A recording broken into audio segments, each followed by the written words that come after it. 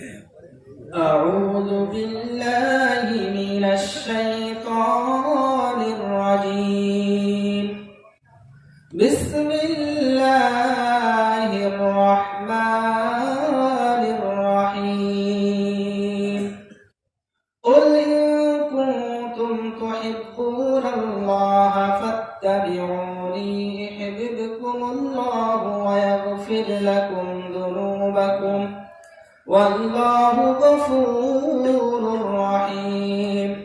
মহান আল্লাহ রাব্বুল আলামিন বলেন, যদি তোমরা আমার রাসূলকে ভালোবাসতে চাও তাহলে আমার রাসূলের সকল পথ মতকে তোমরা সকলে অনুসরণ করো। আর আমার রাসূলের পথ এবং মতকে যদি তোমরা অনুসরণ করতে পারো তাহলে আমি মহান আল্লাহ রাব্বুল আলামিন তোমাদের জীবনের সমস্ত গুনাহকে maaf করে দেব। সম্মানিত হাজিরিন, মহান আল্লাহ রাব্বুল আলামিন অন্যত্রে বলেন, ইয়া আইয়ুহাল্লাযীনা আমানু তাকুল্লাহা হাক্কা তুকাতিহি ওয়া লা তামুতুন্না ইল্লা ওয়া আনতুম মুসলিমুন। ওহে যারা ঈমান এনেছো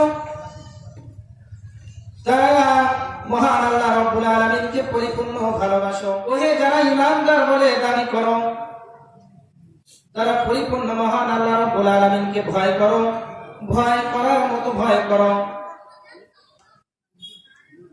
আর তোমরা মৃত্যুবরণ করো না, ওয়ালা তামুতুন্না ইল্লা ওয়া আনতুম মুসলিমুন। যতক্ষণ না পর্যন্ত তোমরা মুসলমান হও ততক্ষণ পর্যন্ত তোমরা মৃত্যুবরণ করো না। সম্মানিত হাজিরিন, মুসলমান আমাদেরকে হতে বলেছেন মহান আল্লাহ রাব্বুল আলামিন নিজে। এখন আমাদের ভিতরে মুসলমানিত্ব আছে কিনা আমাদের খেয়াল করতে হবে। এই মৃত্যু আপনার আমার যে কোনো সময় এসে উপস্থিত হতে পারে আজকের এই দিন আপনার আমার জন্য জীবনের সেই দিন হতে পারে কিনা? মৃত্যুর গ্যারান্টি আপনার আমার পৃথিবীর কোনো মানুষের দেওয়ার কোনো ক্ষমতা নাই। এজন্য সর্ব অবস্থায় আপনাকে আমাকে মৃত্যুর জন্য প্রস্তুতি গ্রহণ করতে হবে। সম্মানিত হাজিরিন, মহান আল্লাহ রাব্বুল আলামিন আমাদেরকে তার পরিপূর্ণ ভয় করার জন্য বলেছেন। কেমন ভয়?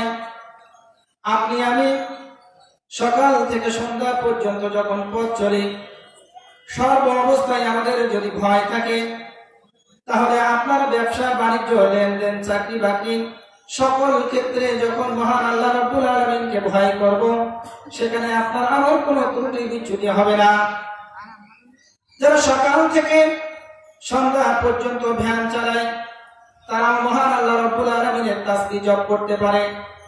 যদি তার এই ভ্যান চালানোর ভিতরে মহান আল্লাহ রাব্বুল আলামিনের স্মরণ থাকে তাহলে সে যতক্ষণ ওই মাঠে ময়দানে আছে মহান আল্লাহ রাব্বুল আলামিনের স্মরণ করে যাবে। আর মহান আল্লাহ রাব্বুল আলামিন তার সকল ধরনের বিপদ আপদ বালা মুসিবত থেকে হেফাজত করবেন। এমনি ভাবে ব্যবসা বাণিজ্য আমরা যেখানে যে কর্ম করি না কেন এর মধ্যে যদি মহান আল্লাহ রাব্বুল আলামিনের ভয় থাকে তাহলে সেই কাজেই দেখবেন আল্লাহ রাব্বুল আলামিন আমাদের সকলকে বরকত দিয়ে দেবেন। রাসূলের আনুগত্য, রাসূলের পরিপূর্ণ অনুসরণ আমাদের জীবনে বাস্তবায়ন করতে হবে। পারিবারিক জীবন থেকে রাষ্ট্র জীবন পর্যন্ত আমাদের সকলকে রাসূলের অনুসরণ অনুকরণ করতে হবে। যদি না করতে পারি তাহলে আল্লাহ বলেন, যারা মহান আল্লাহ রাব্বুল আলামিন এবং ফেরেশতা এবং তার রাসূলের দুশমন হয়ে যায় আল্লাহ রাব্বুল আলামিন তাদের বিরুদ্ধে যুদ্ধ ঘোষণা করে দেন। আর কোন মানুষের পক্ষে সম্ভব নয় মহান আল্লাহ রাব্বুল আলামিনের সাথে যুদ্ধে বিজয়ী হতে। এই জন্য আমাদের জীবনের প্রত্যেকটা অবস্থানে রাসূলের সুন্নাত আমাদেরকে আঁকড়ে ধরতে হবে। পারিবারিক যদি আমরা শুরু করতে যাই, আমাদের ছোট বাচ্চা থেকে শুরু করে বিবাহ বন্ধন পর্যন্ত মৃত্যু আগ পর্যন্ত আমরা রাসূলের সুন্নাত আমাদের সংসার এবং পারিবারিক জীবনে আছে কিনা আমাদের খেয়াল করতে হবে। আপনার একটা বাচ্চা যখন কথা বলতে শেখে এখানে আপনার আমার উপরে একটা দায়িত্ব আছে। যখন আপনার ছেলে মেয়েকে 7 বছর বয়স হয়ে যায়, আল্লাহ রাসূল সাল্লাল্লাহু আলাইহি সাল্লাম বলেন তাকে নামাজের আদেশ দাও, তাকে নামাজের জন্য বলো। 7 বছর বয়স যখন হয়ে যায়, 10 বছরে যখন সে পূর্ণতা লাভ করে, নামাজের জন্য, দ্বীনের জন্য তুমি তাকে প্রহার করো। সবচেয়ে দুঃখজনক বিষয় হলো আমাদের বাচ্চারা যখন 10 বছর নয়, 15 বছর, 20 বছর, এমনি ভাবে দেখা যায় 50 বছরও হয়ে গেছে, কিন্তু এখনো কোন ওয়াক্তে কোন নামাজ কত রাকাত এইটাও আমরা বলতে পারি না। নামাজের নির্দিষ্ট দেওয়া অনুরূপ আসলে কয় ওয়াক্ত দিনে রাতে নামাজ এটাও আমরা বলতে পারি না। আল্লাহ নবী বলেন, নামাজে যারা জামাত ত্যাগ করে, আমার মনে হয় ওই বাড়িতে যে আগুন লাগিয়ে দেয়, কিন্তু ওই বাড়িতে ওই শিশু বাচ্চারা আর মহিলারা থাকার কারণে আগুন জ্বালিয়ে দেওয়া হয় না। সম্মানিত হাজরিন, আমাদের সভাপতি সাহেব বললেন যে মসজিদের মাত্র 2 জন মুসল্লি হয়েছে নামাজে। ফজরেতে যদি 2 জন মুসল্লি হয়, তাহলে একজন ইমানদার আর একজন অমুসলিমের ভিতরে পার্থক্য তো হলো, প্রথম চান্সে হলো নামাজ। নামাজ মানুষকে পার্থক্য করে দেয় যে কে মুসলিম আর কারা অমুসলিম, তাই তো নাকি? নামাজ তো আপনার আমার মধ্যে মুসলমান অমুসলমান পার্থক্য করে দেবে। কিন্তু ফজর হতে যে 2 জন মানুষ মসজিদে এসে নামাজ পড়েছে, সেই 2 জন মনে হয় শুধু মুসলমান, আর বাকি মানুষগুলো কি? আর যারা ফজর হতে নামাজ পড়েনি, তাহলে আল্লাহ রাসূলের হাদিস অনুযায়ী তাদের কি মুসলমান বলা যাচ্ছে নাকি? তারা কুফর করেছে। সম্মানিত হাজরিন, আমরা যদি সত্যিকার অর্থে রাসূলকে ভালোবাসতাম, রাসূলের একটা নির্দেশ আছে যে তোমরা জামাত কখনো মিস করবে না, জামাত কখনো ফেল করবে না। এক অন্ধ সাহাবা নবী করিম সাল্লাল্লাহু আলাইহি সাল্লামের কাছে যেয়ে বলেন, হে আল্লাহর নবী, আমি চোখে দেখি না, আমার জন্য কি জামাতের একটু রুখসত করা যায় নাকি? আমি যদি মসজিদে এসে নামাজ আদায় না করি, তাহলে আমার কোনো ক্ষতি হবে নাকি? আল্লাহর নবী সাল্লাল্লাহু আলাইহি সাল্লাম বলেন, ওহে অন্ধ সাহাবী, তোমার মসজিদ থেকে তোমার বাড়ি কত দূরে? মসজিদের আজান কি তোমার কানে পৌঁছায় নাকি? অন্ধ সাহাবী বলে, হ্যাঁ, মসজিদের আজান আমার কানে পৌঁছায়। আল্লাহর নবী সাল্লাল্লাহু আলাইহি সাল্লাম বলেন, তোমার বাড়ি থেকে মসজিদ পর্যন্ত একটা দড়ি, একটা রশি টানিয়ে দাও, আর এই দড়ি ধরে ধরে তুমি মসজিদে প্রবেশ করবে, আর জামাতে নামাজ তুমি কায়েম করবে। তাহলে আমরা যারা এখনো সুস্থ আছি, এখনো 2টা চোখ ভালো আছে, হাত পাও সব ভালো আছে, শারীরিক অবস্থা সব ভালো আছে, কয়েকটা কারণ ছাড়া কিন্তু জামাত ত্যাগ করা যাবে না। সে কারণগুলো যদি আমাদের না থাকে, তাহলে আপনি আমি যদি বাসায় নামাজ পড়ি, তাহলে নামাজের পূর্ণ হওয়া আদায় হবে না। জামাত আপনি কখন ত্যাগ করতে পারেন? প্রচন্ড ঠান্ডা পড়তেছে, আপনি অসুস্থ মানুষ, মসজিদে যাওয়ার পথে আপনি অসুস্থ হয়ে পড়ে থাকতে পারেন, এমন অবস্থায় শুধুমাত্র আপনার জামাত ত্যাগ করতে পারবেন, বাসায় নামাজ পড়তে পারবেন। গাড়ি ছেড়ে দেবে, যদি আপনি জামাতে নামাজ আদায় করেন, তাহলে বুঝবেন যে আপনার দূরপাল্লার গাড়িটা ছেড়ে দেবে। এই ক্ষেত্রে আপনি বাসায় নামাজ পড়ে দ্রুত গাড়ি ধরা যাবে। মুষলধারে বৃষ্টি হচ্ছে, ঝড় বন্যা হচ্ছে, আপনি যদি রাস্তায় বাইরে হন, তাহলে আপনার প্রাণের ক্ষতি হতে পারে, এমন সময় আপনি বাসায় নামাজ পড়তে পারেন। এই কিছু কারণ ছাড়া আপনি যদি বাসায় নামাজ পড়েন, তাহলে আপনার ওই নামাজের পূর্ণ হওয়া আদায় হবে না। এখন কি ফজর উঠতে সব মানুষগুলো এরকম অসুস্থ থাকেন নাকি? হ্যাঁ, ফজরের সময় অসুস্থ তো থাকেই না, বরং সারা রাত জেগে মানুষের ঘেরে মাছ চুরি করতে যেতে পারে। ফজরের সময় তো ঘুম আসবেই। আপনার ছেলে মডার্ন হয়েছে, রাত 12টায় ঘুমায়।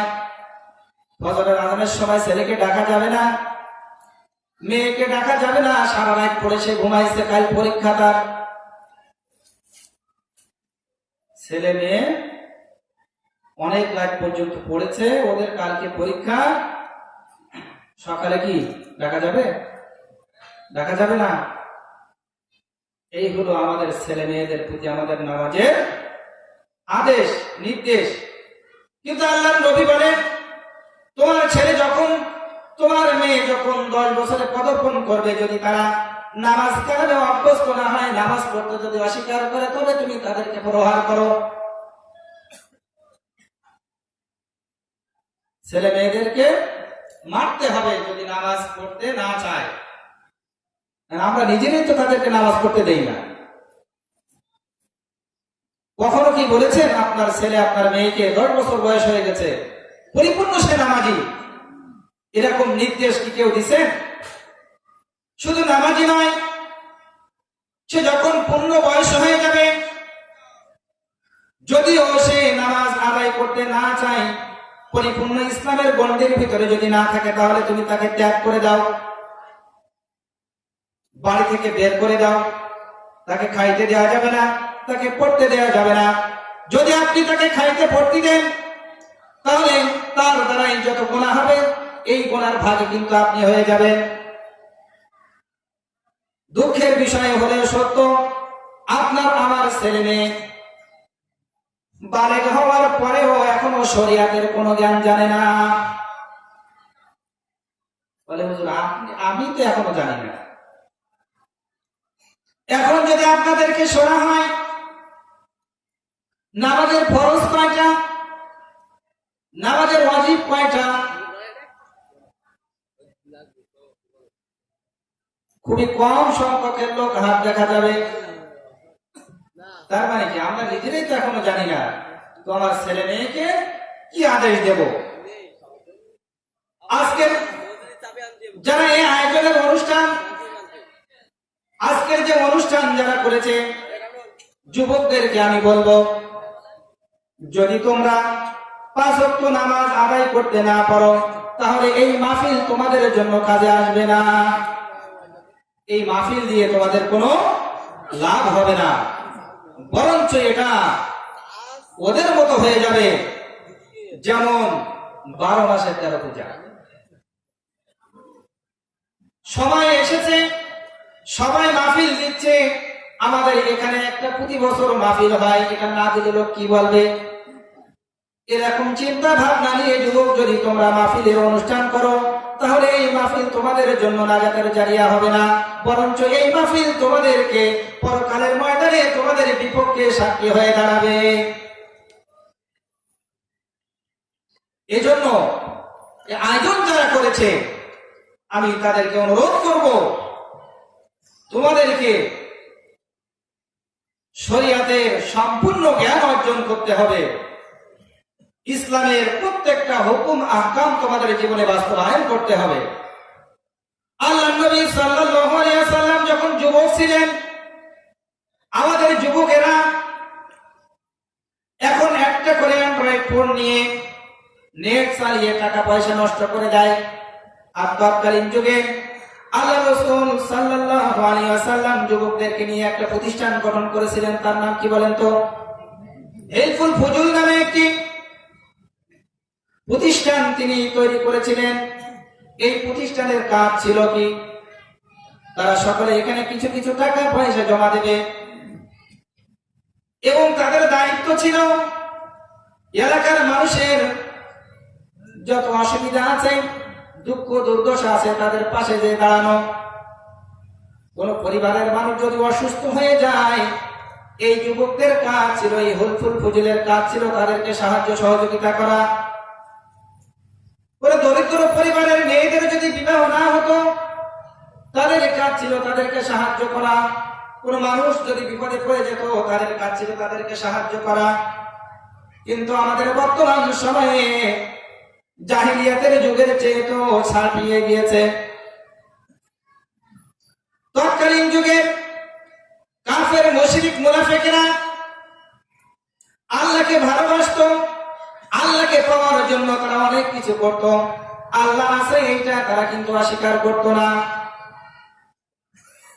আল্লাহ আছে এইটা কিন্তু তারা অস্বীকার করতো না। নবী করিম সাল্লাল্লাহু আলাইহি ওয়াসাল্লাম যে সত্যবাদী তারা এটাও জানতো, কোরআনের ভাষা যে আল্লাহর ভাষা এটাও তারা মানতো। কিন্তু তাদের অসুবিধা ছিল একটাই, যে আমাদের বাপ দাদা যে ধর্ম পালন করে গিয়েছে এই ধর্ম ছাড়তে আমরা রাজি না। তার মানে প্রথা, সামাজিক যে প্রথা চালু হয়েছে, সামাজিক ভাবে যে আইন কানুন যে নিয়ম নীতি সমাজে চলছে এগুলো আমরা ধরে রাখবো।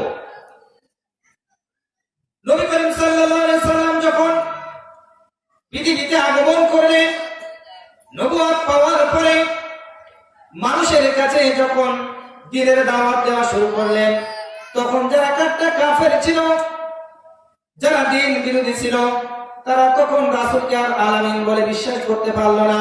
তারা বলল যে আসলে নিছক পাগল হয়ে গেছে, না হয় একজন জাদুকর। কিন্তু মহান আল্লাহ রাব্বুল আলামিন বলেন, এ রাসূল কখনো পাগল নয়, এ রাসূল এসেছে তোমাদেরকে আলোর পথ দেখানোর জন্য। তাহলে রাসূলুল্লাহ সাল্লাল্লাহু আলাইহি ওয়াসাল্লাম আমাদের জন্য যে কুরআন নামক যে আলো নিয়ে এসেছেন, এই আলো আমাদের সকলকে গ্রহণ করতে হবে। যদি রাসূলের পথে আমরা সকলেই চলতে পারি, সকলেই হাঁটতে পারি, তাহলেই কেবল আপনি আমি আমাদের গন্তব্যস্থলে কিন্তু পৌঁছাইতে পারি। সম্মানিত হাজিরিন, যে কথা বলতেছিলাম, আপনার আমার পরিবারে ছেলে মেয়েদের 10 বছর পরে রোজার ট্রেনিং দেওয়া হয় না, নামাজের ট্রেনিং দেওয়া হয় না, ট্রেনিং দেওয়া হয় যে কোথায় পড়লে আমার ছেলে বিজ্ঞানী হবে, কোন প্রতিষ্ঠানে দিলে আমার ছেলে ভালো রেজাল্ট করবে, ডাক্তার হবে, মাস্টার হবে, ইঞ্জিনিয়ার হবে। কিন্তু আপনার আমার কোনো প্রতিজ্ঞা নাই, আপনার আমার এমন কোনো ইচ্ছা সদিচ্ছা নাই যে আল্লাহ রাসূল সাল্লাল্লাহু আলাইহি ওয়াসাল্লাম আমাদের মাঝে যে কোরআন নিয়ে এসেছেন, এই কোরআনের হাফেজ শুধু নয়, এই কোরআনের বিস্তারিত একজন বিজ্ঞ আলেম বানাতে চাই আমার ছেলেকে। আমার ছেলেকে মাদ্রাসায় পড়াবো, এটা আমার ভয় হয়। কারণ মৌলবীরা কখনো ভালো থাকে না, তাদের একটা চিন্তা, ছেলে মাদ্রাসায় পড়ে কি হবে, হেফজ পড়ে কি হবে। কিন্তু একজন হাফেজের কত মূল্য, এটা আল্লাহ নবী সাল্লাল্লাহু আলাইহি ওয়াসাল্লাম বলেন। একজন কোরআনের হাফেজকে মহান আল্লাহ রাব্বুল আলামিন কিয়ামতের ময়দানে তার পিতামাতাকে নূরের টুপি মাথায় দিয়ে, যেদিন আরশের ছায়া ছাড়া আর কোন ছায়া থাকবে না, সেই দিন তার পিতামাতাকে নূরের টুপি পরাই দিয়ে এরকম মঞ্চে তাকে আসন করে দিবে। তাহলে আপনার ছেলে সারা জীবনের জন্য আপনার মান সম্মান সেখানে উজ্জ্বল করবে। ধরে রাখুন, দুনিয়ার কোন একটা মঞ্চে আপনারা নিচে বসে আছেন, আর মেহমান যারা তারা কিন্তু উপরে আছে। এখানে যদি আপনার একটা ছেলেকে একটা পুরস্কার হাতে তুলে দেওয়া হয়, আর সকালে যদি সেলফি উঠায়, এটা যদি পত্র পত্রিকায় ছড়িয়ে পড়ে, তাহলে আপনার মনে কেমন লাগবে? নিশ্চয়ই আপনি আনন্দিত হবেন। এখানে যদি একটি মূল্যবান পুরস্কার তুলে দেওয়া হয়, এইটা আপনার মনে ধরে যাবে। আপনিও চিন্তা করবেন যে আমার ছেলেটারে, আমার ছেলে তো এখন নাই, যদি ছেলে হয় তাহলে আমি এই ছেলেটারে এই পথে তুলবো, এই জিনিস বানাবো, এই পথে পড়ালেখা করাবো, হতে পারে। এই জন্য আপনার ছেলেকে রাসূলের ওই নির্দেশ অনুযায়ী 10 বছর যখন বয়স হয়েছে তাকে পরিপূর্ণ নামাজি তৈরি করেন। যখন সে বালেগ হয়েছে তার ভিতরে পরিপূর্ণ ইসলাম এবং পরিপূর্ণ শরিয়াত তার ভিতরে ঢুকিয়ে দেন, শরিয়াতের জ্ঞান শিক্ষা দেন। আপনার ছেলেকে, আপনার মেয়েকে পর্দায় রাখতে হবে। যদি বলেন ছেলেকে আবার কেমন পর্দায় রাখবো, ছেলেদের তো কোনো পর্দা নেই নাকি, আছে নাকি? পর্দা কি শুধু মেয়েদের না ছেলেদেরও আছে? আছে না? ছেলেদেরও পর্দা করতে হয়। রাসূলের এক স্ত্রী রাসূলুল্লাহ সাল্লাল্লাহু আলাইহি সাল্লামকে বললেন, এক অন্ধ সাহাবা আসলেন আর রাসূলের সেই স্ত্রী বললেন যে উনি তো অন্ধ সাহাবী, তো আমাদের সামনে যাইতে সমস্যাটা কি, কোনো ক্ষতি হবে নাকি? আল্লাহ রাসূল সাল্লাল্লাহু আলাইহি সাল্লাম বলেন, অন্ধ যদিও তোমাকে দেখে না, তুমিও তো অন্ধকে দেখো। অন্ধ তোমাকে দেখছে না, কিন্তু তুমি তো অন্ধকে দেখতে পাচ্ছ। অতএব অন্ধর সামনেও আপনাকে পর্দা করা লাগবে। আল্লাহ রাসূল বলেন, যে পরিবারে, যে ফ্যামিলিতে যাদেরকে মেয়ে সন্তান দেওয়া হলো প্রথমে, তাদেরকে জান্নাতের সুসংবাদ দেওয়া হলো। কিন্তু আমাদের সমাজে, আমাদের পরিবারে যদি প্রথমে মেয়ে হয় তাহলে বলা হয় যে আসলে কপাল পড়েছে নাকি? আসলে কপাল আমাদের পড়েছে এই কারণে আল্লাহ রাব্বুল আলামিনের ইচ্ছায় আমাদেরকে মেয়ে সন্তান, ছেলে সন্তান, এটা কিন্তু আমাদের নিজেদের কোনো ইচ্ছায় হয় না। এমনি ভাবে আল্লাহ রাব্বুল আলামিন সন্তান সন্ততি দেন আপনার আমার রহমত স্বরূপ, নিয়ামত স্বরূপ দিয়ে থাকেন। এই সন্তান সন্ততির যেমন একটা আমাদের আশা থাকে যে তারা বড় হয়ে ডাক্তার হবে, ইঞ্জিনিয়ার হবে, তাদের ইনকাম খায়, তারা ইনকাম করবে, বয়সের কালে আমাদের একটু কষ্ট কম হবে, তাই তো নাকি? ছেলে ইনকাম করবে, ছেলে ডাক্তার হবে, আমি বড় লোক হয়ে যাব, গাড়ি বাড়ি সব পেয়ে যাব, এই হলো আমাদের চিন্তা ভাবনা। এই জন্য আমরা কিন্তু দুনিয়ার লেখাপড়া নিয়ে ব্যস্ত আছি। এই জন্য এই কথাটা বলি যে কালকে পরীক্ষা, ওরে আর দেখো না, ওর সামনে পরীক্ষা রোজা রাখা লাগবে না। আমাদের ক্ষতি, আমাদের দারিদ্রতা কেন আমাদেরকে আঘাত করতেছে একটু চিন্তা করতে হবে। কেন আমরা আজকে পদে পদে লাঞ্ছিত, কেন আজকে আমাদের এই সামাজিক দুরবস্থা, রাজনৈতিক দুরবস্থা? আমরা কিন্তু ইসলামী ভাবে জীবনযাপন করতে পারতেছি না। আসলে বাংলাদেশ, পাকিস্তান, ভারতে যেমনি ভাবে ওয়াজ মাহফিল হয়, বিশ্বের অন্যান্য দেশে এত হয় না। যখন ইসলামী রাষ্ট্র কায়েম হয়ে যাবে,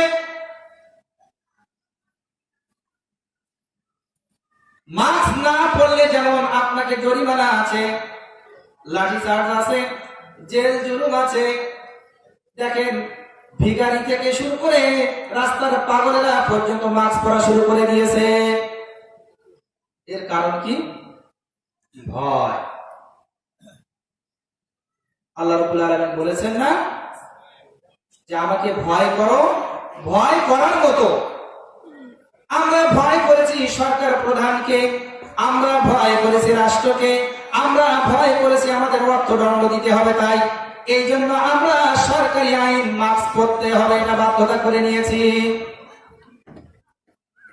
সম্মানিত হাজিরিন, যে কথা বলতেছিলাম, আপনার ওই সন্তানকে যখন আপনি পরিপূর্ণ ইসলামে দাখিল করবেন না, যখন আপনার ওই সন্তান এক ওয়াক্ত নামাজ কাজা করেছে, শয়তান ভুল করেছিল কয়টা? একটা ভুল করেছিল, একটা কথার অমান্য করেছিল, সেই জন্য সেই কারণ থেকে সে কিন্তু শয়তানে পরিণত হয়েছে। কিন্তু আজকে চিন্তা করেন, আপনি আমি নিজে থেকে শুরু করে আমাদের ফ্যামিলিতে আজকে 5 ওয়াক্ত নামাজ হয়ে যায় এমন কয়টা ফ্যামিলি আছে? যদি একটা ফ্যামিলিতে সব সদস্য 5 ওয়াক্ত নামাজ না পড়ে, তাহলে যে 5 ওয়াক্ত নামাজ পড়েনি সে কিন্তু বড় একটা ক্ষতির ভিতরে চলে গেল। 1 ওয়াক্ত নামাজ যদি কেউ না পড়ে, তার কি শাস্তি আছে? না। শাস্তি আছে নাকি? আছে না? পরকালে কি শাস্তি আছে? নামাজ না পড়লে শাস্তি আছে না? আপনার ছেলে যদি এখন হঠাৎ আপনার কাছে ফোন এসেছে, ছেলের হাত ভেঙে গেছে, বাসায় যাবেন কি যাবেন না, তাকে দেখবেন কি দেখবেন না? আর যদি এরকম খবর আসে ঘরে আগুন ধরে গেছে, তাহলে তো এখান থেকে সব মানুষ চলে যাবে, আপনারা ঘরের আগুন বাঁচাতে যাবে কিনা? সূক্ষ্মভাবে দেখেন, আপনার আমার সামনে আপনার আমার স্ত্রী পুত্র সন্তানের আগুনই জ্বলবে। এই আগুনে জ্বলা থেকে আপনি আমি কিন্তু রক্ষা করতে পারতেছি না। একক তো নামাজ না পড়ার কারণে যদি তাকে আগুনে জ্বলতে হয়, সে কি এক আধ দিন নাকি? তাহলে এইভাবে দেখেন, আপনি আমি নিজে থেকে শুরু করে আপনার আমার পরিবারের সব সদস্যগুলো আসলে ইসলামী পরিবেশ, ইসলামী পরিবার কিনা, সবাই নামাজ পড়ে কিনা, এটা আপনাকে আমাকে অবশ্যই খেয়াল করতে হবে। এর কারণ কি? ওয়াকুল্লু মাসউলিন, তোমরা সকলে দায়িত্বশীল, তোমাদের সকলকে তোমাদের দায়িত্ব সম্পর্কে কিন্তু জিজ্ঞাসা করা হবে। আপনার ছেলে যখন অন্যায় করবে, কিয়ামতের ময়দানে মহান আল্লাহ রাব্বুল আলামিনের কাছ থেকে যখন ফয়সালা হয়ে গেল যে হে সন্তান তুমি জাহান্নামে চলে যাও, তখন ওই আপনার আমার সন্তান সন্ততি মহান আল্লাহ রাব্বুল আলামিনের কাছে আরজি পেশ করবে, বলবে হে আল্লাহ আমার একটা কথা আছে। আল্লাহ রাব্বুল আলামিন বলবেন কি কথা বলো? আপনার আমার নিজের সন্তান যাদের জন্য আপনি ঘেরে মাছ চুরি করেছেন, যাদের জন্য জমি আল ঠেলেছেন, যাদের জন্য ঘুষ খেয়েছেন, যাদের জন্য আপনি সুদে টাকা দিয়েছেন নিয়েছেন, এই আপনার আমার আদরের সন্তান সেদিন মহান আল্লাহ রাব্বুল আলামিনের কাছে বলবে হে আল্লাহ রাব্বুল আলামিন, আমি ছোটবেলায় পিতামাতার কথা সব শুনতাম, কিন্তু এই পিতামাতা আমাকে কোন পথে গেলে জান্নাত পাওয়া যাবে, কোন পথে গেলে জাহান্নাম, এইটা আমার পিতামাতা আমাকে দেখায় নাই। অতএব আমার পিতামাতাকে আমার সামনে এনে দেন, আমি জাহান্নামে যাওয়ার আগে তাদের মুখের উপরে পাড়া দিয়ে তারপরে যাব। এ কথা কে বলবে? না, আপনার আমার ছেলে মেয়ে যাদের জন্য আপনি এত কষ্ট করতেছেন, তারা মহান আল্লাহ রাব্বুল আলামিনকে বলবে যে আমরা তো জাহান্নামে যাব, তার আগে আমার পিতা মাতাকে একটু মুখে পাড়া দিয়ে যাব। কত বড় কথা! এই জন্য আপনার ছেলে মেয়ে এখন ছোট আছে, তারা কিন্তু এখন কাদার দোলা, আপনি তাদেরকে এই চাঁদা দিয়ে যা তৈরি করতে যাবেন তারা কিন্তু তা তৈরি হয়ে যাবে। আমাদের অধিকাংশ ফ্যামিলিতে, অধিকাংশ পরিবারে ছেলে মেয়েরা নামাজ পড়ে না, এর কারণ হলো পিতা মাতাই তো নামাজি না। পিতা মাতাই তো কি নামাজি হতে পারেনি। তো এই পিতা মাতা কাদেরকে দায়ী করবে? এই পিতা মাতার যারা পিতা মাতা ছিল তাদেরকে কিন্তু দায়ী করবে। সম্মানিত হাজিরিন, এইভাবে পৃথিবীর গোড়ায় চলে যাবে। পৃথিবীর শুরুতে আমাদের জন্য মহান আল্লাহ রাব্বুল আলামিন যে নবী রাসূল যুগে যুগে পাঠিয়েছেন, তারা কিন্তু সব আল্লাহ রাব্বুল আলামিনের আদেশ মতো নিষেধ মতো চলে গেছে। কিন্তু আমরা অবাধ্য হয়ে আল্লাহ রাব্বুল আলামিনের এই হুকুম আহকাম অমান্য করি। এরপরে আসে আপনার ছেলে মেয়েকে যদি আপনি সুশিক্ষা দিতে পারেন তাহলে তো আপনি ভালো কাজ করলেন। আর যদি তাদেরকে সুশিক্ষায় শিক্ষিত করতে না পারেন, তাহলে আপনি যে আশা করে তাদেরকে পড়াশোনা শিখাইছিলেন সেটা কিন্তু মাঠে মারা যাবে। ওই ছেলে একদিন বড় হয়ে আপনি ছোটবেলায় তাকে না খেয়ে তাদেরকে খাওয়াইছেন, কিন্তু ওই ছেলে আপনার বড় হয়ে কিন্তু আপনার ভাত দেবে না। আপনার বড় আশাবাদী ছেলে, তাদের কাছ থেকে আপনি আর ভাত পেলেন না। যদি তাই পেত, আগামীকালকে রাস্তায় যাবেন, দেখবেন 60 বছরের পরের কোন মানুষ ভ্যান রিক্সা চালাচ্ছে কিনা, চালায় কিনা? চালায় না? এই দোষটা কাদের? আমাদের নিজেদের। যারা ভ্যান রিক্সা চালাচ্ছে তাদের দোষে কিন্তু তারা চালাচ্ছে, কারণ তার হাতে একটা অস্ত্র ছিল, এই অস্ত্র কিন্তু সে কাজে লাগাইতে পারি নাই। অস্ত্র মানে কি? তার ছেলে তার মেয়ে তো ছিল নাকি, কিন্তু তাদেরকে সুশিক্ষায় শিক্ষিত করতে পারে নাই, যার ফলে ছেলে মেয়ে তো মানুষ হয় নাই। তো ছেলের হাতের ভাত কিভাবে খাবেন?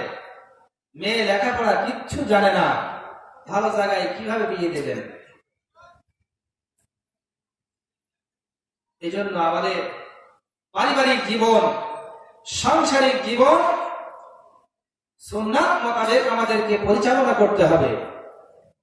তাহলে দেখবেন এখান থেকেই আমরা যে কামাই রোজগারের আশা আকাঙ্ক্ষা করি এটা উতরিয়ে যাবে। দাদাও গরিব মানুষ, পিতাও গরিব মানুষ, ছেলে পড়াশোনা করে না, সেও গরিব মানুষ, তাহলে কি গরিবে হাল বহাল থেকে গেল। সবাই শেষ। একটা কথা আমি আপনাদেরকে বলতে চাই, রাসূলের যে এই সিরাতুন নবী অনুষ্ঠান, রাসূলের যে জীবন বৃত্তান্ত আলোচনা, এখান থেকে আমাদের শিক্ষা গ্রহণ করতে হবে। আমরা যদি এখানে শুধুমাত্র তাবারুক খাওয়ার উদ্দেশ্য আসি, তাহলে সেটা কিন্তু আমাদের জন্য হারাম হয়ে যাবে।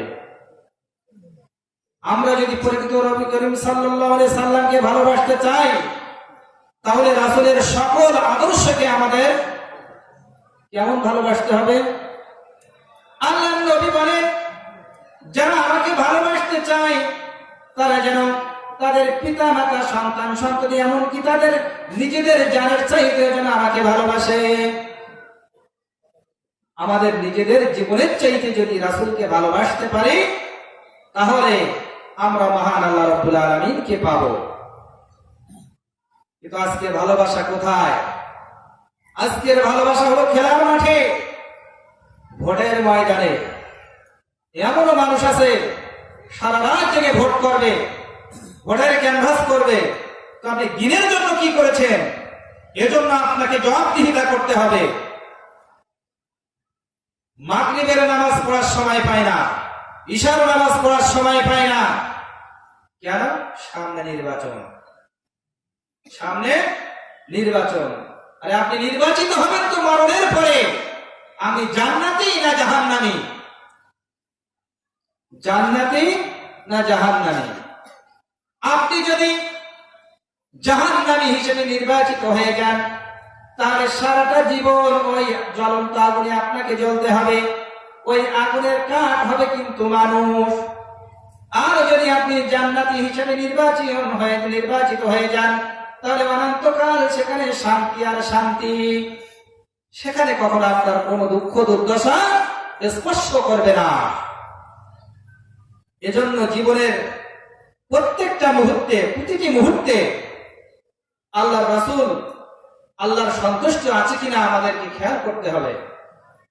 আপনি সকালে উঠেই আপনাকে টার্গেট নিতে হবে যে আজকে সারাদিনটা আমি কোনো মিথ্যা কথা বলবো না, আজকের বেচা কেনাই আমি কম বেশি করব না। এইভাবে যদি আপনি আমি সংসার জীবন থেকে শুরু করে রাষ্ট্র জীবন, যে যে কাজ করি না কেন, এই কাজের ভিতরে যদি এই পরিকল্পনা থাকে, তাহলে দেখবেন আল্লাহর রহমত অবশ্যই আপনার আমার প্রতি নাজিল হয়ে যাবে। তখন শান্তি আর শান্তিতে আমরা থাকতে পারবো।